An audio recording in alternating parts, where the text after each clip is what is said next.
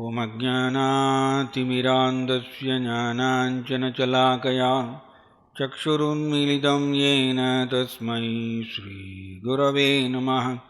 नमो ॐ विष्णुपादाय कृष्णप्रस्थाय भूतले श्रीमते जयपताकस्वामिन्निधि नामिनि। नमाचार्यपादाय निताय कृपाप्रदायिने गौरगददामदाय नगरग्रामदारिणि। नमो ॐ विष्णुपादाय कृष्णप्रस्थाय भूतले श्रीमते भक्तिवेदान्तस्वामिन्निधि नामिनि। नमस्ते सरस्वती देवे गौरवाणी प्रचारिणे निर्विशेषशून्यवादी पाश्चात्यदेशधारिणि। जय श्री कृष्ण चैतन्य प्रभु नित्यानंद श्री अद्वैत गदाधर श्रीवासादि गौरभक्तवृंद। हरे कृष्ण कृष्ण कृष्ण हरे हरे, हरे राम राम राम हरे हरे।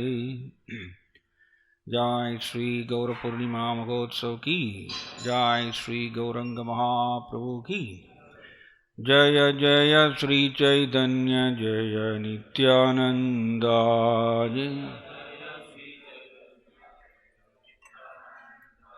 जय श्री चैतन्य जय नित्यानंद।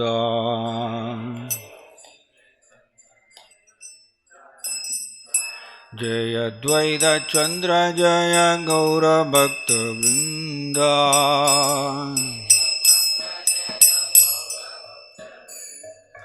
जय द्वैत चंद्र जय गौर भक्त वृंदा।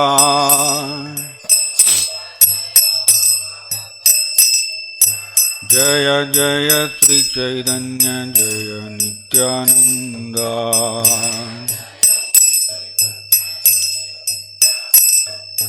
जय द्वैत चंद्र जय गौर भक्त वृंदा।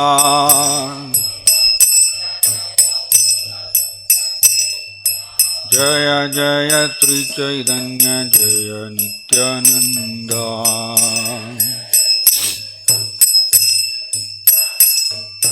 जय द्वैत चंद्र जय गौर भक्त वृंदा।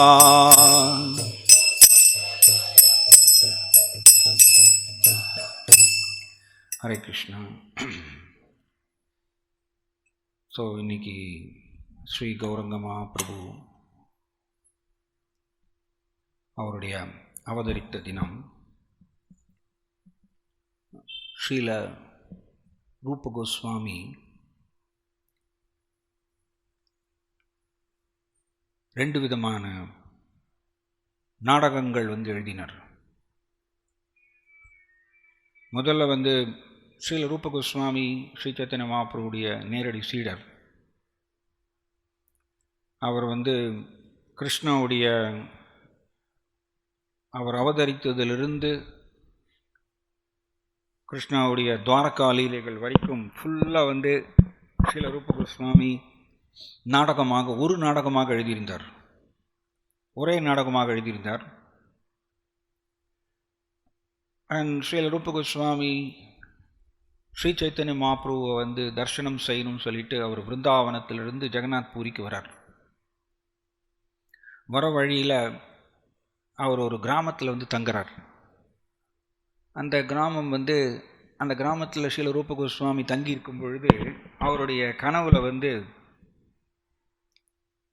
சத்யபாமா, கிருஷ்ணனுடைய பிரதானமான ராணி சத்யபாமா ஸ்ரீல ரூப கோஸ்வாமியுடைய கனவுல தோன்றி என்ன சொல்கிறாங்கன்னா, நீ கிருஷ்ணனுடைய லீலைகளை பிருந்தாவன் லீலை, மதுரா லீலை, துவாரகா லீலை எல்லாத்தையும் ஒரே நாடகமாக எழுதியிருக்க. அண்ட் சத்யபாமா தேவி கனவுல தோன்றி சொல்கிறாங்க, நீ என்னை பற்றி தனியாக எழுதணும் அப்படின்னு சொல்கிறாங்க. அப்படி சொல்கிறாங்க, என்னை பற்றி நீ தனியாக எழுதணும்னு சொல்கிறாங்க. ஸோ சைத்தன்ய ஸ்ரீல ரூப கோஸ்வாமிக்கு புரியல. தென் ஸ்ரீல ரூப கோஸ்வாமி இங்கே ஜெகநாத் பூரிக்கு வந்துட்டு சைத்தன்ய மகாபிரபுகிட்ட வந்து தன்னுடைய நாடகத்தை வந்து தெரிவிக்கிறார், தான் எழுதிய நாடகத்தை தெரிவிக்கிறார். அப்போ சைத்தன்ய மகாபிரபுவும் சொல்கிறார், கிருஷ்ணாவுடைய பிருந்தாவன் லீலையை வந்து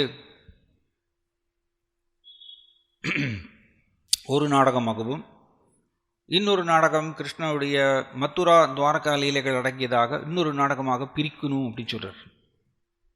அப்போ இந்த மாதிரி சைத்தன்ய மகாபிரபு சில ரூப கோஸ்வாமிக்கு உபதேசம் கொடுத்த உடனே ரூப கோஸ்வாமிக்கு புரியுறது, ஓகே, நான் அந்த கிராமத்தில் தங்கி இருக்கும் பொழுது என்னுடைய கனவுல வந்து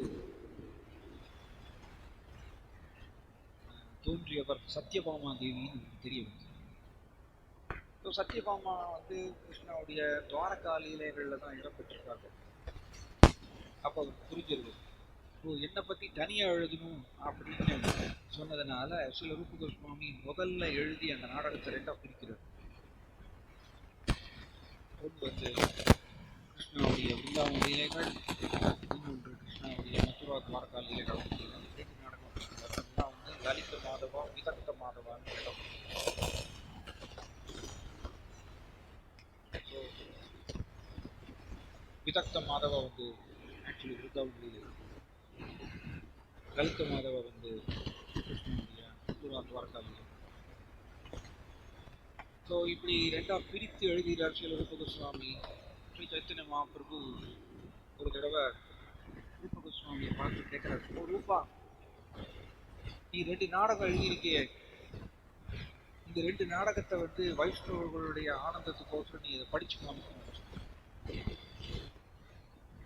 அந்த வைஷ்ணவ சபையில் யார் இருக்காங்கன்னா ஸ்ரீல சோதாமர கோஸ்வாமி,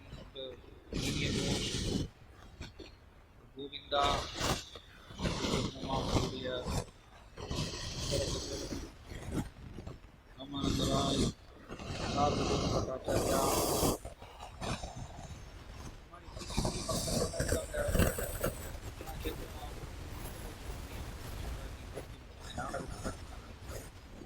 எல்லா பக்தர்களுடைய ஒரே வெட்கமாக போயிருக்காரு. எப்படி எல்லா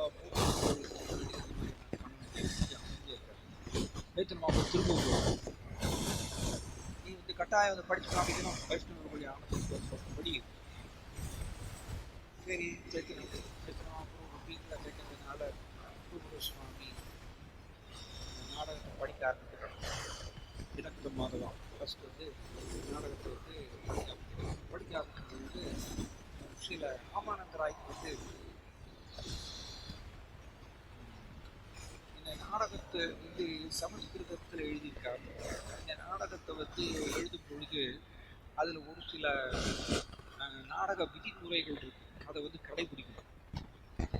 மனம் போன போக்கில் நாடகம் எழுத முடியாது. சமஸ்கிருதத்தில் முறைகள் இருக்கு, ஒரு சில டெக்னிக்கல் வார்த்தைகள்லாம் இருக்குது, அந்த வார்த்தைகளை வந்து பயன்படுத்தணும். ஸோ ராமானந்தராய்க்கு நல்லாவே தெரியும் இந்த நாடகத்தினுடைய விதிமுறைகள் எல்லாமே பர்ஃபெக்டாக அவர் நல்லா தெரியும். ஸோ ராமானந்தராய் எல்லா பக்தர்களுக்கு முன்னாடி ஸ்ரீ சைத்தன்ய மகாபிரபு உட்கார்ந்துருக்கார், அவருக்கு முன்னாடி கேட்குறாரு, ஓ ரூப கோஸ்வாமி, இந்த விதக்த மாதவால வந்து இங்கே எந்த விக்கிரகத்தை வந்து புகழ்ந்து எழுதியிருக்கீங்க அப்படின்னு. ஏன்னா இது வந்து ஒரு வழக்கம், நாடகத்தை எழுத ஆரம்பிக்கிறது வந்து சமஸ்கிருதத்தில் அவர் வழிபாடு செய்யக்கூடிய அவருக்கு பிரியமான விக்கிரகத்தை வந்து போற்றி வந்து எழுதணும், அது வழக்கம். அதுக்கப்புறம் தான் நாடகத்துக்குள்ள அதனால சனாதன சரி ஸ்ரீ ராமானந்தராய் ரூப கோஸ்வாமிகிட்ட கேட்குறது, எந்த உங்களுக்கு பிரியமான எந்த விக்கிரகம் அவரை பற்றி நீங்கள் போட்டு எழுதிருக்கீங்க, அதை படிப்பாங்க. அவர் மேலே மேலே கேட்குற ராமானந்தராய் இவர் அமைதியாக இருக்கார். ரூப கோஸ்வாமி சைத்தன்ய மகாபிரபு திருப்பவும் தூண்டுறாரு, ஓ ரூபா, எல்லாருக்கும் முன்னாடி நீ படிச்சு காமிக்கிறீங்க அவங்களுடைய ஆனந்தத்துக்கோசம். சரி, வேறு வழி இல்லாமல் ரூப கோஸ்வாமி ஸ்லோகம் பண்ணிடுறாரு. பியூட்டிஃபுல் அனர்ப்பித ஜரி சுரா கருணையாவதி கலோ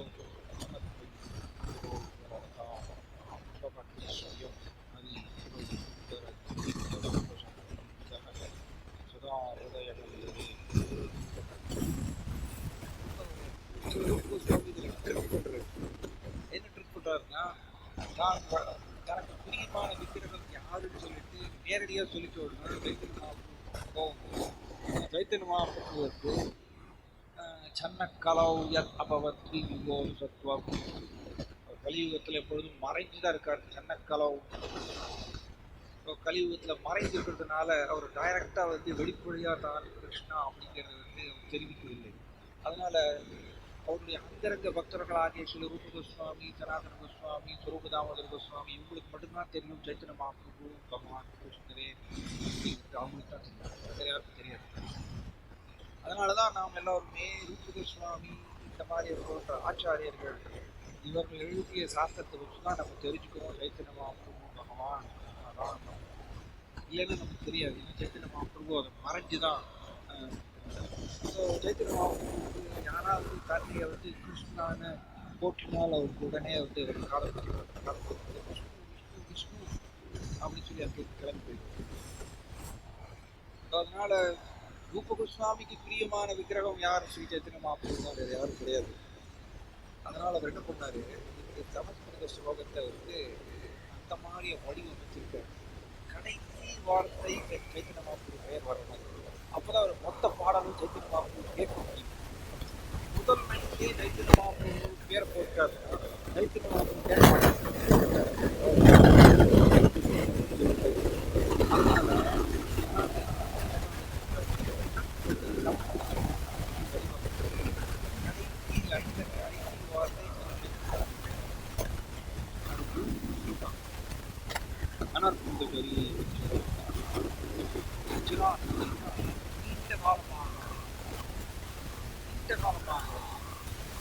வெளிப்படையாக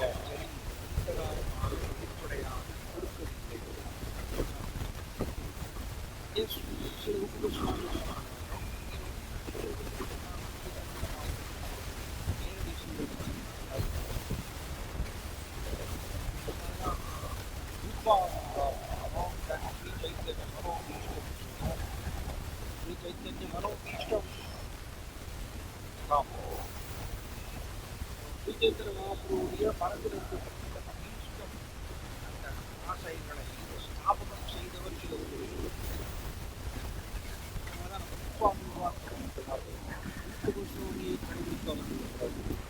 அவர் சொல்றார். என்ன சொல்றாரு? அனர்த்திக்கு சரி, இதுவரைக்கும் எந்த அவதாரங்களும் கொடுத்ததே இல்லை, கொடுத்ததே கிடையாது. ராமா, கிருஷ்ணா, ராகா,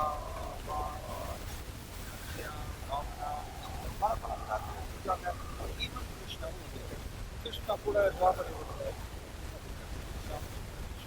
ஆனால் யாருமே அனர்த்தி கட்சி கொடுத்ததே இல்லை.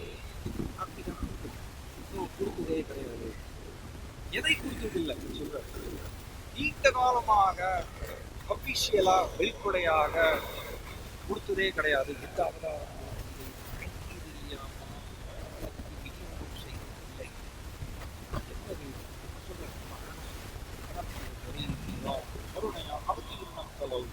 இப்பட்டவர் கருணையோடு அவதீர்ண கலவு இந்த கலியுகத்தில் அவதரிக்கின்றார். கலியுகத்தில் இப்பொழுது அவதரிக்கின்றார். ஊடகமாக சொல்றார். மறைமுகமாக தான் சொல்றாரு, ஊடகமாக சொல்றாரு. சைத்தன்ய மகாபிரபு நேரடி சொல்ல மாட்டேங்கிறார். இப்போ அருமையா கருணையா அவதீர்ண கலவு இந்த கலியுகத்தில் அவதரித்திருக்கின்றார். கருணையோடு சமர்ப்பயுதம் இப்ப கொடுக்கின்றார்.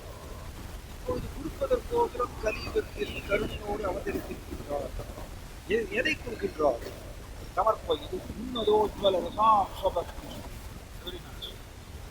ஸ்வபக்தி சுயம் ரூபாதற்கு அருமையாக சொல்றார். ரூபாதர் அவர் வந்து வயதானவர், 75 வயசுல ரூபாதர் வந்து அவருக்கு உடம்பெல்லாம் கலர்ந்து இருக்கிறதுனால அவருக்கு டெய்லி வந்து ஆயில் மசாஜ் பண்ணுவாங்க ரூபாருடைய சீடர்கள். அப்போ அவருடைய சீடர்கள் எல்லாருமே 19-20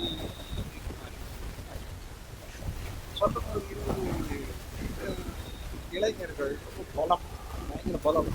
ரூபாதில் வந்து ஆயில் மசாஜ் பண்ணும்போது ரூபாதில் வந்து அவங்களுக்கு பலம் தான். ஸோ அதனால ரூபாய் ஓல்ட் மேன் இப்படியெல்லாம் நீங்கள் ஸ்ட்ராங்காக நீங்கள் இந்த மாதிரி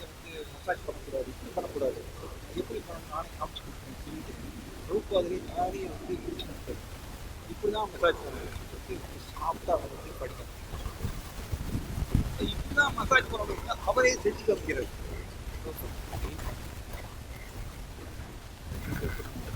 இப்படிதான் பக்தி பண்ணணும், என்ன நோக்கி பக்தி செய்வது இப்படிதான் பண்ணணும் சொல்லிட்டு அவரே வந்து செஞ்சு காமிக்கிறது.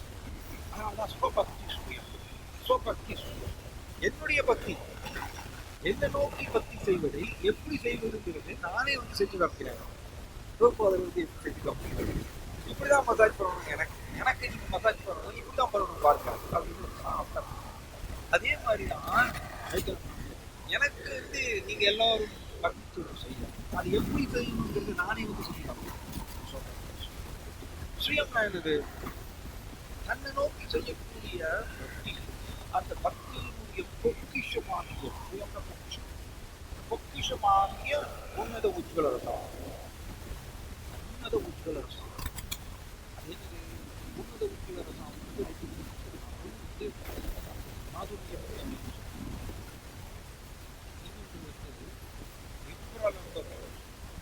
கிருஷ்ணத்துக்கு விரும்பிக்கூடிய பாவத்தை வைத்து இது வந்து தன்னை நோக்கி செய்யக்கூடிய பக்தியினுடைய பொக்கிஷமானது. இது உன்னத உஜ்வலம். விரிந்திருக்கக்கூடிய எக்ஸாக்டா கோபியர்கள் இந்த கிருஷ்ணன் பிருந்தாவனத்தில் இருந்து 11 வயதில் லீலைகள் செய்து கலக்கிறார். 11 வயதிலிருந்து பிருந்தாவனத்துக்கு வெளியே வராரு கிருஷ்ணா. அண்ட் மதுரா போகிறார், மதுராவிலிருந்து துவாரகா போகிறார். ஆனால் பிருந்தாவனத்தில் கோபியர்கள்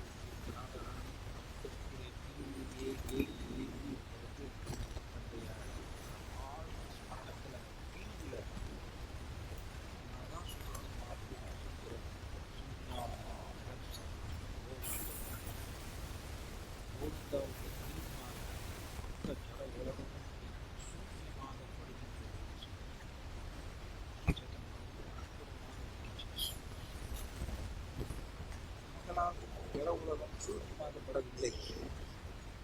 ஏன்னா கோவிந்த விரகமே வரல, கோவிந்தாட்டிருந்து நம்ம பிரிஞ்சிருக்கோங்கிற ஃபீலிங்கே நம்மளுக்கு வரல. அதனால நம்மளுக்கு ஜட உலகம் சூன்யமாகப்படவில்லை. ஜட உலகம் நம்ம இன்னமும் சௌரியமா இருக்கலாம்னு நினைக்கிறோம், சௌரியமா இருக்கலாம்னு நினைக்கிறோம். Straight opposites. இங்க கோபியர்கள் ஸ்ரீமதி ராதாராணி கிருஷ்ணருடைய பிரிவுல எப்படி ஏங்கி இந்த பிருந்தாவனத்தில் காலத்தை கழிக்கிறப்போ அதே மனநிலை, அந்த விப்ரலம்ப பாவம், அது பெயர் விப்ரலம்ப சேவான்னு சொல்லி, இது வந்து விப்ரலம்ப பாவம். அது வந்து அதே விப்ரலம்ப சேவை, அது மிகப்பெரிய சேவை, மிகப்பெரிய சேவை. கிருஷ்ணனுடைய பிரிவுல ஏங்கி காலத்தை இந்த பக்கத்திலேயே ஆழ்த்திக்கிறது மிகப்பெரிய சேவை, ஹை கிளாஸ். அந்த சேவை எனக்கு பண்ண தெரியல, அதனால நாம் விழிப்புணர்வு ரீதியான உடலை பயன்படுத்தி பல சேவைகளை செய்கின்றோம். ஆனால் நாளடைவில் உயர வேண்டும். ஏன்னா ஸ்ரீ சைத்தன்ய மகாபிரபுவுடைய 48 வருட லீலைகள்ல 48 வருட லீலைகள்ல இந்த 18 வருட லீலைகள் தான் ரொம்ப ரொம்ப சக்தி. 18 வருடம் வந்து ஸ்ரீ சைத்தன்ய மகாபிரபு ஜெகநாதபுரியில இதுதான் செஞ்சு காமிச்சாங்க. டெக்னிக்கலா பல பெயர்கள் கொடுக்குறாங்க. சில ரூபகோஸ்வாமி உஜ்வல நீலாமணியில வந்து எழுதியிருக்காரு. உஜ்வல நீலாமணிங்கிற சாஸ்திரத்துல வந்து சஞ்சல்பா பிரஜல்பா பல டெக்னிக்கல் நேம்ஸ் கொடுக்குறாரு. எப்படி வந்து ஸ்ரீ சைத்தன்ய மகாபிரபு கிருஷ்ணனுடைய பிரிவில் வந்து ஏங்கி பல தெய்வீக லட்சணங்களை தன்னுடைய உடலில் தன்னுடைய தெய்வீக உடலில் வெளிப்படுத்தி ஒவ்வொன்றுக்கும் பெயர் சங்கல்பா ஜல்பா ஜல்பா ஜல்பா ஜல்பா தெரியக்கூடிய. ஸோ இங்கே உன்னத உஜ்வலர் சுபக்தி சொல்லலாம். அதை தன்னுடைய சொந்த பக்தனுடைய பொக்கிஷமாகிய இந்த பிரிக்கிய மனப்பாங்க இதை சமர்ப்பித்து கொடுக்குறாங்க. இந்த கலியுகத்தில் கருணையோடு அவதரித்து இப்போ கொடுத்துட்டார். இதை வந்து இதுக்கு முன்னாடி யாருமே கொடுத்ததில்லை. நாம கிருஷ்ணா வராகா யாருமே இதை கொடுத்தது இல்லையா? இதை வந்து எடுத்து ரூபகுஷ்மம் சொல்லலாம் கரெக்ட். அவர் யாரு? சமர்ப்பயிடு முன்னதோஜ்வலர்தாம் ஸ்வபக்தி ஸ்ரீயம் ஸ்வபக்தி ஸ்ரீயம் ஹரி புரத சுந்தர துரி. அவர் யார்? ஹரி. அவர் ஹரிதான், ஹரிதான், பகவான் ஹரிதான், கிருஷ்ணதான். புரத சுந்தர துரி கதம்ப சந்தீபிதா. அவர் வந்து புரதான்னா, புரதான்னா தங்கத்தை உருக்கிய பொன், உருக்கிய பொன், உருக்கிய தங்கம். தங்கம் உருகும் பொழுது அதனுடைய கலர் வந்து ரொம்ப ஜொலிக்கும். சாதாரணமா ரா கோல்டு வந்து கலர் வந்து ஜொலிக்காது, மங்கிடும். ஆனால் இந்த ஸ்புரதா அப்படின்னா உருக்கிய தங்கம். அது புரத சுந்தர ஜுதி, ஜுதின்னு கலர், ஸ்பிளண்டர் கலர், அந்த கலரை உடையவரமா சுந்தரமா இருக்கு. அதுதான் லோகநாத் ஸ்வாமி பாடுவார். தீனபதி சுந்தரலால் ஸ்ரீஹரி கீர்த்தன்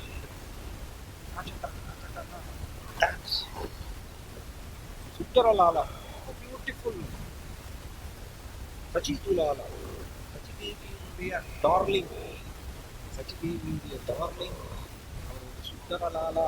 லாலானா பிருந்தாவனத்தில் வந்து கிருஷ்ணர் வந்து இந்த மாதிரி கூப்பிடுவாங்க, லாலா லாலான்னு சொல்லிட்டு. அது பிரஜபாசி அந்த லாங்குவேஜ். லாலானா ரொம்ப அன்போடு கூப்பிடுறது வந்து லாலான்னு சொல்லுவாங்க. இங்கே ராதா ஷியாம சுந்தர் கோவில் பிருந்தாவனத்தில் அங்கே வந்து ராதா ஷியாம சுந்தர் குர்த்தி இருக்கும், குர்த்தி இருக்கு நடுவில் சைடில் இருக்கும், ரைட் சைடில். அவங்க வந்து ஸ்ரீமதி ராதாராணி ஹிருதயத்தை எடுத்து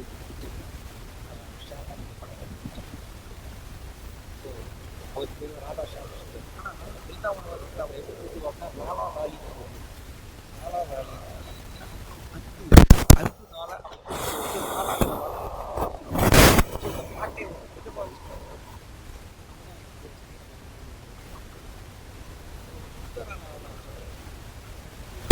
டார்லிங். அவர் சுந்தரம், ரொம்ப பியூட்டிஃபுல்.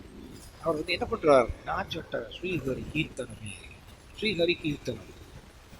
கிருஷ்ணாவுடைய கீர்த்தனத்தை வந்து பாடிட்டு மைல்டாக அப்படி டான்ஸ் ஆடுறார். அண்ட் ஆல்சோ ஸ்ரீல பக்தி தாக்குறது மேல் பாடம். அவருடைய பாடி வந்து அப்படியே ட்ரெம்பிளிங், லைட்டாக வந்து ட்ரெம்பிளிங் நடுக்கிறது, டான்ஸ் ஆடுறாரு. ஸோ இப்படி சுந்தர ஜுதி கதம்ப சந்தி விதக.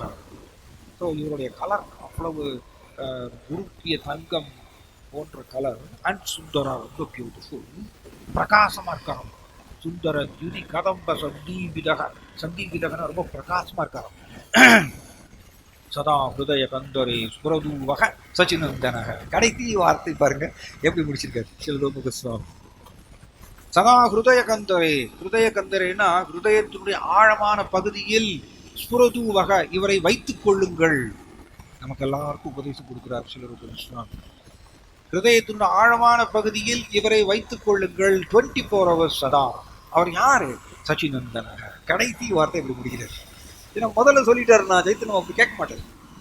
அதனால சச்சினந்தனக, சச்சி தேவியுடைய மகனாகிய ஸ்ரீ சைத்தன்ய மகாபிரபுவை ஹிருதயத்தினுடைய ஆழமான பகுதியில் எப்பொழுதும் வைத்துக் கொள்ளுங்கள் அப்படிங்கிற உபதேசம். இந்த பாடலை பாடி முடிச்ச உடனே பாடுறாரு. பாடி முடிச்ச உடனே ஸ்ரீ சைத்தன்ய மகாபிரபு சொல்றாரு, ஓ ரூபா, இவ்வளவு நேரம் நீ வந்து கிருஷ்ணாவுடைய பிருந்தாவன் லீலைகளை வர்ணித்துக் கொண்டிருந்த, இப்ப எதற்கு ஒரு சாதாரண ஒரு மனுஷனுடைய புகழ் எதுக்கு போட்டுகின்றாய்? எல்லாத்தையும் ஸ்பாயில் பண்ணிட்டார் அப்படின்னு சொல்லிட்டு சைத்தன்ய மகாபிரபு காரை பத்திக்கிறார். விஷ்ணு விஷ்ணு விஷ்ணு சொல்லிட்டு அங்கிருந்து போயிருக்காரு. இது வந்து ரொம்ப பியூட்டிஃபுல். அப்படி ட்ரிக் பண்ணிடுறாரு, சைத்தன்ய மகாபிரபுவை கேட்க வச்சிடுறாரு. ஸோ எதற்கு இது சொல்வாருன்னா, ஸ்ரீ சைத்தன்ய மகாபிரபு இந்த மாதிரிய உன்னத உஜ்வலரசா இந்த விப்ரலம்பா சேவா கிருஷ்ணத்துக்கு பிரிந்திருக்கக்கூடிய அந்த ஒரு தெய்வீக பாவத்தை கொடுப்பதற்கோசரம் அவரே வந்து செய்து காமித்தார். அப்படிப்பட்ட ஒரு அற்புதமான பகவான் ஸ்ரீ சைத்தன்ய மகாபிரபு. இவருடைய லீலைகள் வெரி வெரி டேஸ்டி. அதில் 1-2 லீலைகளை நம்ம பார்க்கலாம்.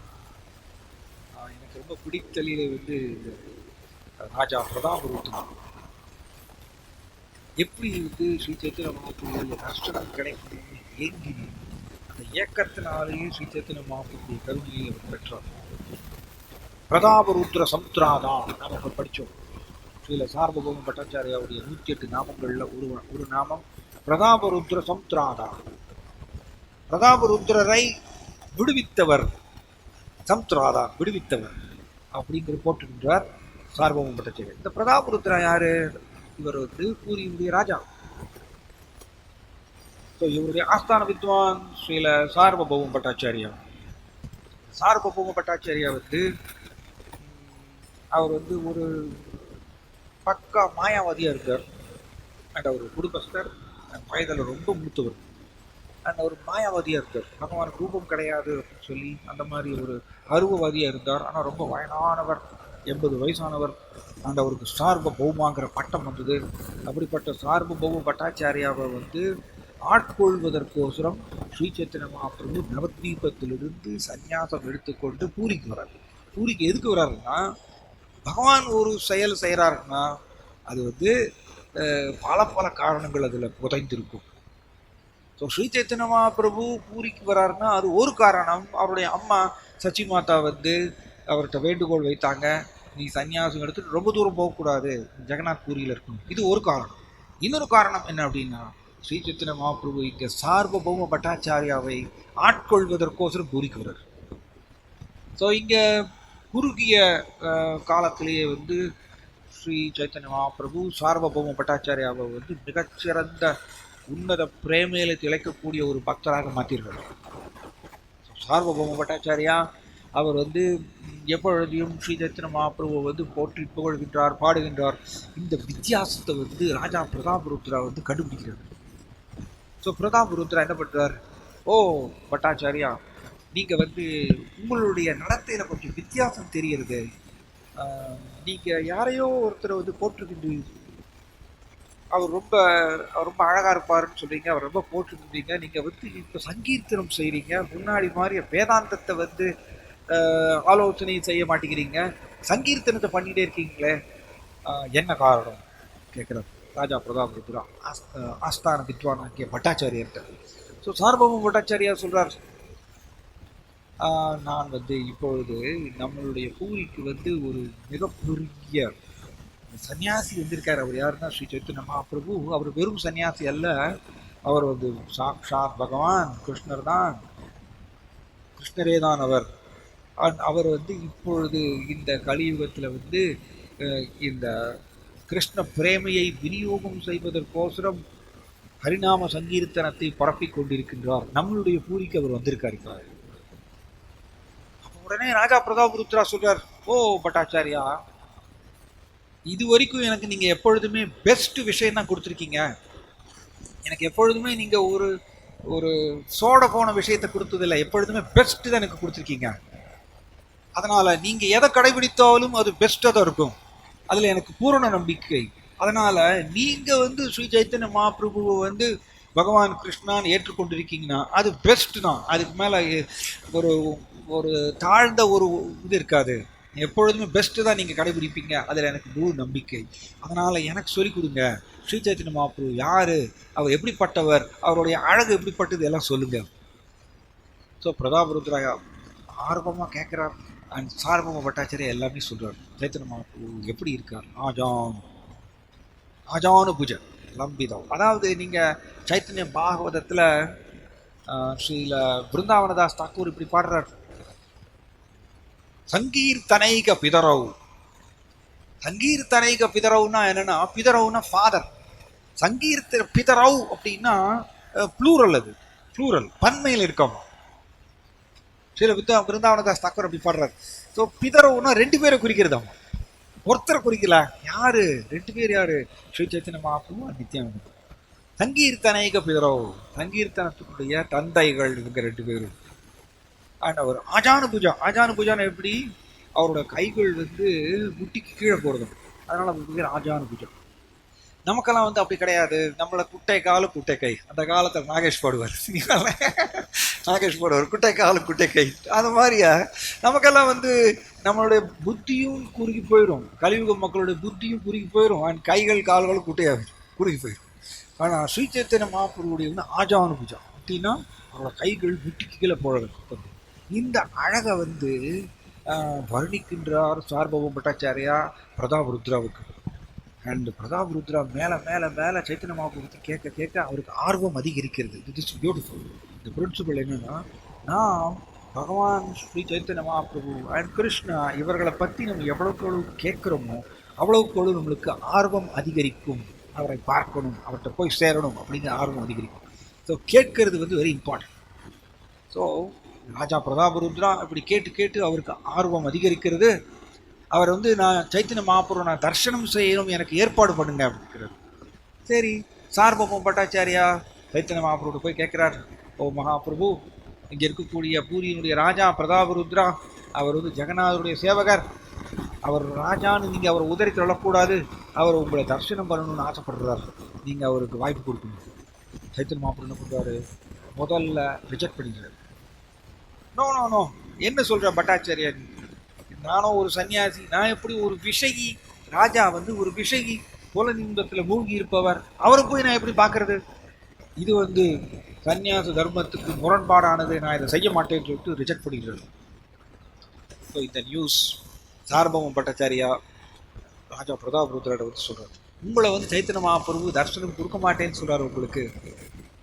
ஆனால் சைத்தன்ய மகா இப்படி சொல்லிட்டு போயிடுறாரு. உடனே இவர் என்ன பண்ணுறாரு, பிரதாப் ருத்ரா அவருடைய இன்டென்ஸ் ஹேங்கரிங், தீவிர ஏக்கம், சைத்தன்ய மகாபிரபு பார்க்கணும், தர்சனம் செய்யும், இந்த ஏக்கம் வந்து வெரி இம்பார்ட்டன்ட். பக்தருக்கு இந்த ஏக்கம் ரொம்ப ரொம்ப முக்கியம். இந்த ஏக்கம் வந்து அவரை பக்தியினுடைய உன்னத நிலைக்கு, உச்சக்கட்ட நிலைக்கு கொண்டு போகும். உங்களுக்கு ஏக்கமே இல்லைன்னு வச்சுக்கோங்க, நம்ம இந்த உலகத்திலேயே சௌரியமாக இருக்கலான்னு பிளான் பண்ணிகிட்டே இருப்போம். இந்த ஏக்கம் பிரபுபாதர் ரொம்ப அருமையாக எழுதுகிறார் 10வது காண்டத்தில் ஸ்ரீமத் பாகவதத்தில். கிருஷ்ணர்கிட்ட திரும்பி போகணும் அப்படிங்கிற அந்த ஏக்கம் வந்து உள்ளே இருக்கக்கூடிய அசுத்தங்களை எல்லாம் எரிச்சிருமா, அப்படி வந்து பிரபுபாதர் பொருளூரில் எழுதுகிறார். ஸோ பிரதாப் ருத்ராவுக்கு இந்த ஏக்கம், சைத்தன்ய மகாபிரபு தர்சனம் செய்யணும்னு சொல்லிட்டு இப்போ சைத்தன்ய மகாபிரபு ரிஜெக்ட் பண்ணிட்டார். அதனால் என்ன பண்ணார், ஒரு லெட்டர் எழுதுறார். லெட்டர் என்னன்னா, இப்பொழுது சைத்தன்ய மகாபிரபு எனக்கு தர்சனம் கொடுக்கலன்னா நான் இந்த ராஜாங்கிற பதவியை ராஜினாமா செஞ்சிருவேன். ராஜினாமா செஞ்சுட்டு நான் மெண்டிகண்ட்னா எப்படி, அதாவது நான் ஒரு பிச்சைக்காரனாக ஆயிடுவேன். பிக்ஷை எடுத்துட்டு நான் வந்து ஒரு காதில் தோடு போட்டுண்டு, இந்த காலத்துல எல்லாம் கலியுகத்தில் ஃபேஷன் இருக்கும், ஒரு காதில் தோடு போடுவாங்க இல்லையா, இது அப்போ சொல்கிறார் ராஜா பிரதாப் ருத்ரா லெட்டரில் எழுதுறார். ஐவரி, அதாவது ஐவரி இயர்ரிங் அப்படின்னு சொல்கிறார். ஒரு காதில் நான் தோடு போட்டுண்டு நான் வந்து மெண்டிகண்டாக மாறிடுவேன், பிச்சைக்காரனாக மாறி நான் என்னுடைய ராஜா பதவியை ராஜினாமா செஞ்சுருவேன். ராஜினாமா செஞ்சுட்டு நான் வந்து இந்த மாதிரி பிக்ஷை எடுக்க ஆரம்பிச்சிருவேன், எனக்கு சைத்தன்ய மகாபிரபு தர்ஷனம் கொடுக்கலைன்னா அப்படின்னு ஒரு லெட்டர் எழுதுகிறார். இந்த லெட்டரை வந்து சார்பவம் பட்டாச்சாரியார்கிட்ட கொடுத்துட்டு, நீங்கள் கொண்டு போய் சைத்தன்ய மகாபிரபு கொடுங்க என்னுடைய லெட்டரை. சரி, பட்டாச்சாரியாவுக்கு ஒரே டென்ஷன். இப்போ என்ன பண்ணுறது, பூரியுடைய ராஜா வந்து அவர் வந்து மெண்டிகேண்டா பிக்ஷுன்னு சொல்லுவோம். பிக்ஷுன்னா அதான் பிக்ஷை எடுப்போம், பிக்ஷு திடண்டி பிக்ஷு அப்படின்னு சொல்லுவாங்க. ஸோ சன்னியாசிக்கு இந்த மாதிரி சொல்லுவாங்க. ஸோ துறவு, நான் எல்லாத்தையும் துறந்துடுவேன் அப்படின்னு சொல்லும் பொழுது பட்டாச்சாரியாவுக்கு ஒரே பயம். பூரியினுடைய ராஜா இப்படி வந்து துறவு ஏற்றுக்கொண்டு ஒரு வந்து பிச்சைக்காரன் மாதிரி போயிட்டாருன்னா அப்புறம் யார் வந்து ராஜ்யம் செய்வது, மக்களை யார் பாதுகாப்பது, ஒரே கவலையாக போயிடுச்சு பட்டாச்சாரியாவுக்கு. அவர் என்ன பண்ணுறாரு, ஒரு சைடில் சைத்தன்ய மகாபிரபு கன்வின்ஸ் பண்ண முடியல, அவர் மாட்டேன்னு சொல்லிட்டாரு, தர்ஷனம் கொடுக்க மாட்டேன்னு சொல்லிட்டாரு. இன்னொரு சைடு இவர் என்ன பண்ணுறாரு, ராஜா பிரதாப் ருத்ரா நான் வந்து ராஜ்யத்தை துறந்துடுவேன், எனக்கு தர்ஷனம் கிடைக்கலன்னு. ரெண்டுத்துக்கு நடுவில் இப்போ பட்டாச்சாரியை மாட்டிட்டு. ஸோ அவர் என்ன பண்ணுறாரு, லெட்டர் எடுத்துகிட்டு போகிறார். அங்கே போய் பக்தர்கள் எல்லாம் கூப்பிடுறாரு, ஸ்ரீ நித்யானந்த பிரபு, கோவிந்தா, அதுக்கப்புறம் அத்வைத ஆச்சாரியார், இவங்களாம் பெரிய பெரிய பக்தர்கள். ராமானந்தராய் அப்போ கிடையாது, ராமானந்தராய் அப்போ வந்து மெட்ராஸ் இருக்கார், மெட்ராஸ் கவர்னராக இருக்கார். ஸோ இப்போ இவங்களெல்லாம் கூப்பிட்டு காஷீஸ்வர பண்டிதா, இவங்கெல்லாம் வந்து காஷீஸ்வர பண்டிதாலாம் ரொம்ப Chaitanya Mahaprabhu personal body guard. So இவங்களெல்லாம் கூப்பிட்டு ஒரு பெரிய மீட்டிங் போட்டு சார்பவம் பட்டாச்சாரியா என்ன பண்ணுறாரு, எனக்கு தெரியாது, ராஜா பிரதாப் ருத்ரா லெட்டர் எழுதியிருக்காரு, இந்த லெட்டரை நான் படிக்கிறேன், பாருங்க எவ்வளோ சீரியஸ். அந்த லெட்டர் படிக்கிறார். இந்த லெட்டர் படித்த உடனே எல்லா பக்தர்களும் போய் அமைதியாகிறாங்க. என்ன பண்ணுறதுன்னு தெரியல. யார் போய் சைத்தன்ய மகாபிரபு போய் சொல்கிறது, நீங்கள் தர்ஷனம் கொடுக்கணும் ராஜா பிரதாப் ருத்ராவுக்கு, யார் சொல்கிறது தைரியமா? எல்லாரும் அமைதியாக இருக்காங்க. ஸ்ரீ நித்யானந்த பிரபு அந்த லெட்டர் எடுத்துக்கிறார். ஸ்ரீ நித்யானந்த பிரபு பகவான் பலராம். ஸோ அவர் என்ன பண்ணுறார், லெட்டர் எடுத்துக்கிறார். இந்த லெட்டர் எடுத்துட்டு நேராக போய் சைத்தன்ய மகாபிரபு பார்க்குறார் பக்தர்களோடு சேர்ந்து. அண்ட் ஸ்ரீ நித்யானந்த பிரபு பயந்து சொல்கிறார், ஓ மகாபிரபு. எல்லாரும் நமஸ்காரம் பண்ணுறாங்க. சைத்தன்ய மகாபிரபு கேட்குறார், எல்லாருமே ஏதோ ஒன்று சொல்லணும்னு ஆசைப்படுறீங்க, பட் சொல்ல மாட்டேங்கிறீங்களே, என்ன காரணம் அப்படின்னு கேட்குறாரு. ஸ்ரீ நித்யானந்த பிரபு சொல்கிறார், ஓ மகாபிரபு, எங்களுக்கு எல்லாருக்கும் ஒரு பெட்டிஷன் இருக்குது, ஒரு வேண்டுகோள் இருக்குது, பட் அது எப்படி சொல்கிறது எங்களுக்கு பயமாக இருக்குது. ஏன்னா நான் அதை சொன்னோன்னா உங்களுக்கு கோவம் வரும், எப்படி சொல்கிறது எங்களுக்கு தெரியல. தான் சைத்தன்ய மகாபிரபு, எதற்கு இந்த மாதிரி பூடகமான பேச்சு, சொல்லுங்க, எதா இருந்தாலும் டைரெக்டாக கேளுங்க. நீங்கள் ஸ்ரீ நித்யானந்த பிரபு பேசுகிறார், ஓ மகாபிரபு, நீங்கள் ராஜா பிரதாப் ருத்ராவுக்கு தர்ஷனம் கொடுக்கலன்னா அவர் லெட்டர் எழுதியிருக்காரு.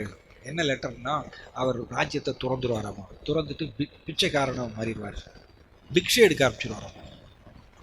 ஸோ நீங்கள் ஏதாவது அவருக்கு சிறந்த பக்தர் தான், ஜெகநாதருடைய பக்தர், சேவகர் அவர், அவருக்கு நீங்கள் தர்ஷனம் கொடுக்கணும்.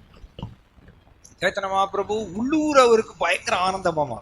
பிரதாப் ருத்ராவுடைய அந்த இயக்கத்தை அவர் மனசில் ரொம்ப என்ஜாய் பண்ணுறவர் சைத்தன்ய மகாபிரபு. சைத்தன்ய மகாபிரபுக்கு டபுள் ரோல் உண்டு, எப்பொழுதும் 2 ரோல் உண்டு. ஒன்று, வெளிப்புற ரீதியாக அவர் சன்னியாசி குரு அப்படிங்கிற ஸ்தானத்தில் இருக்கார், பக்தர் அப்படிங்கிற ஸ்தானத்தில் இருக்கார். இன்னொன்று, உள்புற ரீதியாக அவர் பகவான். அதனால் உள்ளவர் என்ன மனசில் நினைக்கிறாருங்கிறது நமக்கு யாருக்கும் புரிஞ்சு கொள்ள முடியாது. அது ஆச்சாரியர்களுடைய கமெண்ட்ரி மூலமாக தான் நமக்கு தெரிஞ்சுக்க முடியும்.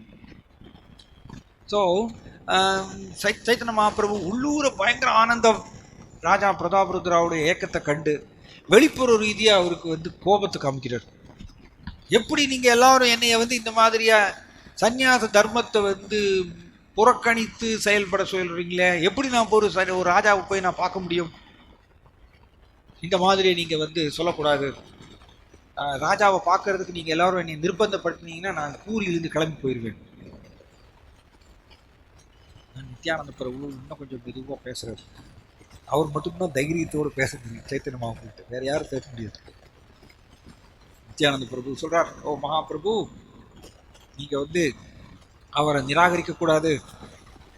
இங்கே பூரியினுடைய மக்களுக்கெல்லாம் ஆபத்து, அவர் ராஜ்யத்தை துறந்துட்டாருமா. அதனால் நான் ஒரு ஐடியா கொடுக்குறேன். என்ன ஐடியான்னா, நீங்கள் அவருக்கு தரிசனம் கொடுக்க வேண்டாம், நீங்கள் போட்டுட்ருக்கக்கூடிய ட்ரெஸ்ஸிலிருந்து ஒரு பீஸை கட் பண்ணி கொடுங்க. நீங்கள் போட்டுருக்கக்கூடிய சன்னியாச ட்ரெஸ், அதிலிருந்து ஒரு பீஸை நீங்கள் கட் பண்ணி கொடுங்க. அந்த பீஸை நான் கொண்டு போய் அவருக்கு கொடுக்குறேன். அதில் அவர் கொஞ்சம் ராஜா ஆறுதல் அடையட்டும். ஸோ எப்படி கொஞ்சம் கொஞ்சமாக ஒரு அட்வான்ஸ் ஆகிறார் பாருங்க. ராஜா பிரதாப் ருத்ரா தன்னுடைய ஏக்கத்தினால கொஞ்சம் கொஞ்சமாக நெருங்கி போகிறார் சைத்தன்ய மகாபிரபு பக்கத்தில். இதை நல்லா கூர்ந்து கவனித்தீங்கன்னா அது புரிஞ்சுக்கலாம். முதல்ல பட்டாச்சாரியா போய் சொல்கிறாரு, சைத்தன்ய மகாபிரபு முடியாதுன்னு ரிஜெக்ட் பண்ணிடுறாரு. இப்பொழுது யார் வர்றார்? இப்போ ரெக்கமெண்டேஷனுக்கு நித்யானந்த பிரபுவே வர்றார், பகவான் பலராமரே வர்றார் ரெக்கமெண்டேஷன். எப்படி? ஏன்? அவருடைய ஏக்கம் அவ்வளவு தூய்மையானது, அவ்வளவு ஸ்ட்ராங். சைத்தன்ய மகாபிரபு நான் தர்சனம் செய்தே தீரணும் அப்படிங்கிற அந்த தீர்மானமான ஒரு முடிவு, அது என்ன ஆகுறது? இப்போ நித்யானந்த பிரபுவே சிபாரசு செய்ய போகிறார் சைத்தன்ய மகாபிரபுட்ட. அண்ட் நித்யானந்த பிரபு இந்த மாதிரி சொன்ன உடனே சைத்தன்ய மகாபிரபு ஓகே அப்படி சொல்கிறார். தென் கோவிந்தாவை கூப்பிடுறார் சைத்தன்ய மகாபிரபு, என்னுடைய ட்ரெஸ்ஸிலிருந்து ஒரு பீஸை கட் பண்ணி கொடு நீ. தென் கோவிந்தா சைத்தன்ய மகாபிரபு போட்டிருக்கக்கூடிய ட்ரெஸ்ஸிலிருந்து ஒரு பகுதியை கட் பண்ணி பட்டாச்சாரியாட்ட கொடுக்குறார். சாரபவம் பட்டாச்சாரியா அந்த கிளாத்தை கொண்டு ராஜா பிரதாப் ருத்ராவுக்கு கொடுக்குறார். நான் மேக்ஸிமம் ஒரு 10 மினிட்ஸில் முடிச்சிடுவேன். ஓகே. ஸோ ராஜா பிரதாப் ருத்ராவுக்கு கொடுக்குறாங்க. பிரதாப் ருத்ரா சைத்தன்ய மகாபிரபு இந்த கிளாத்தை வாங்கினோடனே தன்னுடைய நெஞ்சில் வச்சு அணைச்சிக்கிறார். அண்ட் அவருக்கு கண்ணில் இருந்து தாரையாக தண்ணீர் வருது. அண்ட் மயிர்கால்கள் அவருக்கு கூச்செறிகிறது. சிம்பிளி சைத்தன்ய மகாபிரபுடைய கிளாத்தை அந்த துணியை வாங்கின உடனே அவருக்கு புலகாங்கிதம். இவருடைய கண்ணில் தாரையாக தண்ணீர் வரதை பார்த்த உடனே சார்பபவம் பட்டாச்சாரியா சொல்கிறார், ஓ ராஜா பிரதாப் ருத்ரா, உங்களுடைய ஏக்கம் கட்டாயம் கூடிய விரைவில் உங்களுக்கு சைத்தன்ய மகாபிரபுடைய தர்சனத்தை ஏற்படுத்த முடிஞ்சினார். இது யார் வாயிலிருந்து வருது? பட்டாச்சாரியர் இங்கே ராஜா பிரதாப் ருத்ராவுக்கு குருங்கிற ஸ்தானத்தில் இருக்கார். குருங்கிற ஸ்தானத்திலிருந்து அவர் தானே போதிக்கிறார். சைத்தன்ய மகாபிரபு எப்படிப்பட்டவர், அவருடைய அழகு எப்படிப்பட்டது, அவருடைய லீலைகள் எப்படிப்பட்டதுங்கிறது முதல்ல வந்து அவருக்கு அறிமுகப்படுத்தியவர் யார்? சார்வபௌம பட்டாச்சாரியார், குருங்கிற ஸ்தானத்தில். ஸோ இப்போ குரு வாயிலிருந்து வந்துருச்சு. என்ன வந்திருக்கு? உங்களுடைய ஏக்கம் ரொம்ப தீவிரமாக இருக்கிறதுனால இந்த ஏக்கம் கட்டாயம் உங்களை கூடிய விரைவில் சைத்தன்ய மகாபிரபுவை தரிசனம் செய்ய ஏற்படுத்தும். நீங்கள் கவலைப்படாதீங்க ராஜா அப்படின்னு சொல்லிட்டு பட்டாச்சாரியார் வாக்கு கொடுக்குறார். ஸோ குருவுடைய வாயிலிருந்து வார்த்தை வந்தாச்சு, ப்ராமிஸ் வந்தாச்சு, அது கட்டாயம் நிறைவேறும். ஸோ இப்போ நெக்ஸ்ட் என்ன ஆகுது பாருங்க. ஸோ நெக்ஸ்ட் ஸ்ரீல ராமானந்தராய் வரார். ஸ்ரீல ராமானந்தராய் எங்கேருந்து வராருன்னா, அவர் மெட்ராஸில் வந்து கவர்னராக இருந்தார். அப்போ எல்லாம் மெட்ராஸ் வந்து 500 வருஷங்களுக்கு முன்னாடி இப்போ இருக்கக்கூடிய சென்னை கிடையாது. அப்போ மெட்ராஸ் அப்படின்னா ஆந்திராவும் சேர்ந்து இருந்தது. மெட்ராஸ்குள்ளே தமிழ்நாடு ப்ளஸ் ஆந்திரா எல்லாம் சேர்ந்து அது மெட்ராஸ் வந்து கேபிட்டல், தலைநகரம். ஸோ அந்த மெட்ராஸ் கேபிட்டலுக்கு கவர்னராக இருந்தவர் ராமானந்த ராய். ஸோ சைத்தன்ய மகாபிரபு இங்கே வந்து அவர் வந்து தென்னிந்திய யாத்திரைக்கு வரார். 6 வருடம் தென்னிந்திய பிரயாணம். அப்படி தென்னிந்திய பிரயாணம் வரும்பொழுது சைத்தன்ய மகாபிரபு வந்து வித்யா நகரத்துக்கு வரார். வித்யா நகரத்தில் கோதாவரி நதி கரையோரத்தில் ராமானந்தராயை வந்து சந்திக்கிறார். தென் ராமானந்தராய் கூட 10 நாட்கள் வந்து இந்த ரச தத்துவங்களை விவாதம் செய்கிறார், டிஸ்கஸ் பண்ணுறார். ரச தத்துவம் அப்படின்னா இந்த கிருஷ்ண பிரேமையுடைய உன்னத நிலை, எப்படி ஸ்ரீமதி ராதாராணி கிருஷ்ணரை நோக்கி எவ்வாறு ஏங்குறாங்க அப்படிங்கிற அந்த ஒரு மாதுரிய பிரேமையை வந்து அதை வந்து ராமானந்தராய் வாயிலிருந்து வெளியில் கொண்டு வரணுங்கிறதுக்கோசரம் சைத்தன்ய மகாபிரபு மேலே அவர்கிட்ட கேள்விகள் கேட்குறார். ஸோ இப்படி 10 நாட்கள் டிஸ்கஷன் முடிந்து சைத்தன்ய மகாபிரபு பயங்கர ஆனந்தம் ராமானந்தராயுடைய அந்த பேச்சிலிருந்து. கடைசியில் சைத்தன்ய மகாபிரபு ஆணையிடுறார், ஓ ராமானந்தராய், கூடிய சீக்கிரம் நீ கவர்னர் போஸ்ட் ரிசைன் பண்ணி விட்டுறார். நம்மளாக இருந்தால் பண்ணுவோமா? நம்ம அந்த மாதிரி பண்ணுவோமா? நோ நோ நோ நோ, எனக்கு அதுவும் வேணும் இது வேணும். நம்ம கூழ் காசை மீதி காசுன்னு சொல்கிற மாதிரியா, நம்ம ரெண்டுமே எனக்கு வேணும். எனக்கு ஜட உலக வாழ்க்கையும் வேணும், எனக்கு கிருஷ்ணர் வேணும். அப்படி தான் நம்ம எல்லாரும். ஆனால் இங்கே சைத்தன்ய மகாபிரபு என்ன ஆணை கொடுக்குறாரு இவருக்கு, ராமானந்தராய்க்கு, ராமானந்தராய் நீ கவர்னர் போஸ்ட்டை ராஜினாமா பண்ணிவிட்டு பூரிக்கு வந்துரு, என் கூட இருக்கணும் நீ.